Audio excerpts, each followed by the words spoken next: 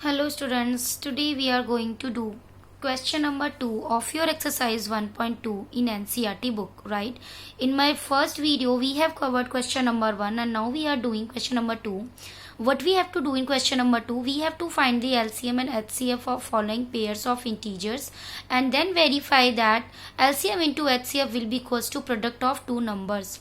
हमें सबसे पहले LCM और HCF निकालना है जो पेयर ऑफ इंटीजर्स गिवन होंगे उनके, और फिर हमें उसे इस फॉर्म में पुट करना है कि LCM इंटू HCF जो होगा वो always equals to product of two numbers आएगा ही आएगा. ओके, क्योंकि ये एक फॉर्मूला होता है और हम इस फॉर्मूले को इस दो जो हमारी डिजिट है इनके थ्रू प्रूफ करना है, राइट? तो सबसे पहले क्या करेंगे, हम सबसे पहले 26 के फैक्टर्स देख लेंगे. तो 26 को हम 2 इंटू 13 कर सकते हैं, बिल्कुल कर सकते हैं. और ये है दूसरा 91, तो 91 को हम और कैसे लिख सकते हैं, 7 इंटू 13, 13 7 सा 91 होता है क्योंकि ओके. तो यहाँ पे ये कॉमन आ रहा है 13, राइट, इन दोनों में. तो ये हमारा HCF हो जाएगा, तो HCF हुआ हमारा 13. और LCM क्या होता है, जो ये एक एक नंबर जो आ रहा है मल्टीपल में उससे सबको ले लेंगे, that will be the LCM. तो 2 हो गया, एक तो हमारा एक 7 आ रहा है और एक आ रहा है इन दोनों का 13. ओके, तो अब क्या करेंगे, इनको हम मल्टीप्लाई करेंगे, we will get the value 182. ये मैंने पहले ही कर दिया है multiplication, right? You have to do it और calculate it by yourself. Okay, now अब हमें क्या करना है, हमारा HCF आ गया, LCM आ गया. अब हमें प्रोडक्ट ऑफ टू नंबर्स निकालना है, यानी 26 और 91 का प्रोडक्ट निकालेंगे, यानी मल्टीप्लिकेशन निकालेंगे.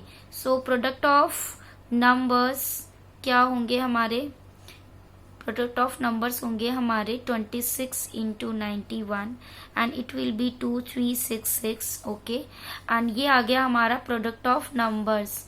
और हमें ये प्रूफ करना है कि LCM इंटू HCF के प्रोडक्ट के बराबर ही आएगा. तो अब हम कर लेते हैं, now LCM into HCF. LCM क्या आया था हमारा, LCM आया था 182. ओके, और HCF कितना आया था 13. तो हम इनको मल्टीप्लाई करेंगे तो we will get the same value, right? तो यहाँ से हमारा ये प्रूव हो गया, तो हम यहाँ लिखेंगे hence proved. Okay, the same way we have to do the rest of the part. Okay students, now will be doing the question number 4 of this exercise, जहां पर हमें HCF गिवन है इन दो नंबर्स का 9 और LCM गिवन हमें है कुछ इस तरीके से. ओके, तो अब हमें क्या करना है, हमें इन दोनों का LCM निकालना है इनका यूज करके, राइट? तो सबसे पहले जो हमारे पास गिवन है हम वो लिखेंगे कि हमारे पास HCF गिवन है 306 और 657 का कितना गिवन है, 9 गिवन है. अब हमें ये चीज अभी पता है, हमने पहले की थी कि जो LCM होता है इंटू HCF ये हमेशा प्रोडक्ट ऑफ टू नंबर्स होता है, product of two numbers, right? तो यानी LCM इंटू HCF क्या है हमारा 306 इंटू 657, यही हो जाएगा.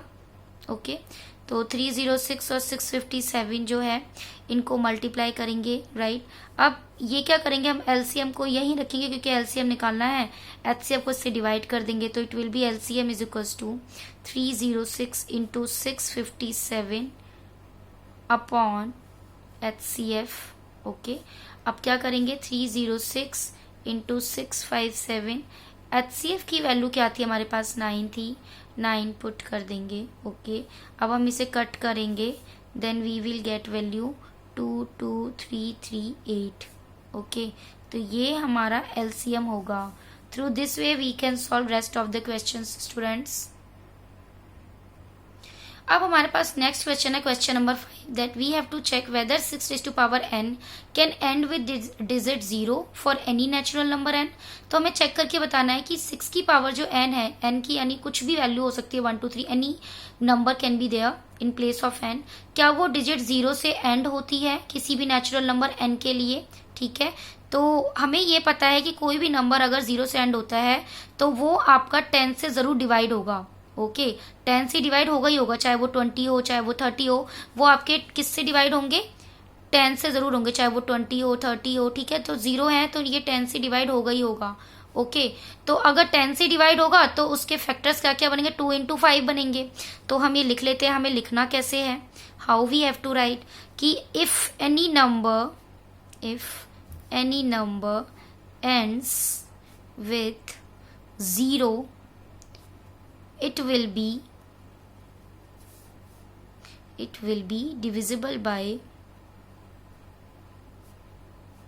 10, या फिर किससे होगा, मैंने बताया था 10 से जा रहा है तो वो 2 और 5 से भी होगा, और डिविजिबल बाय 2 and 5। क्यों?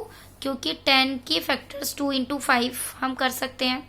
ओके, तो अब हम क्या करेंगे, प्राइम फैक्टर्स निकालेंगे। सबसे पहले तो 6n के हम निकालेंगे सबसे पहले प्राइम फैक्टर्स, यानी प्राइम फैक्टराइजेशन।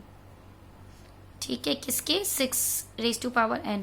तो हम 6n के प्राइम फैक्टर्स में कैसे कन्वर्ट कर सकते हैं, 2 into 3, और इस पूरे की पावर n लगा दें तो हम इसे इस तरीके से लिख सकते हैं, बिल्कुल लिख सकते हैं।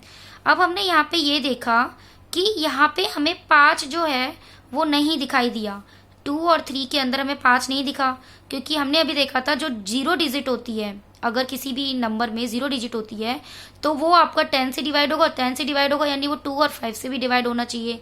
बट जब हमने 6n के फैक्टर्स निकाले तो वो 2 और 3 आ रहे थे, 5 तो हमें इसमें दिखा ही नहीं। ठीक है, तो 5 हमें दिखाई नहीं दिया, इसका मतलब वो नंबर आपका 5 से डिविजिबल होगा ही नहीं।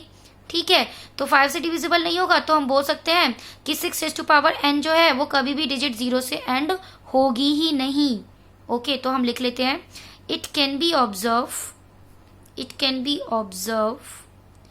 5 is not in prime factor of 6n।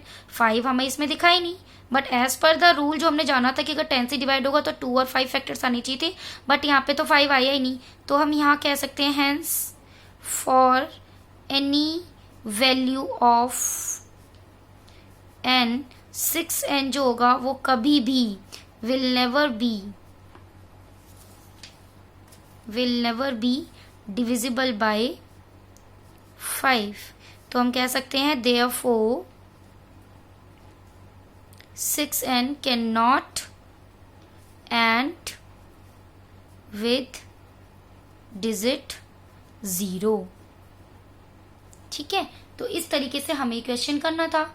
Hope you have understood this video students. Now thank you so much. If you have any doubt then do ask me. Thank you class.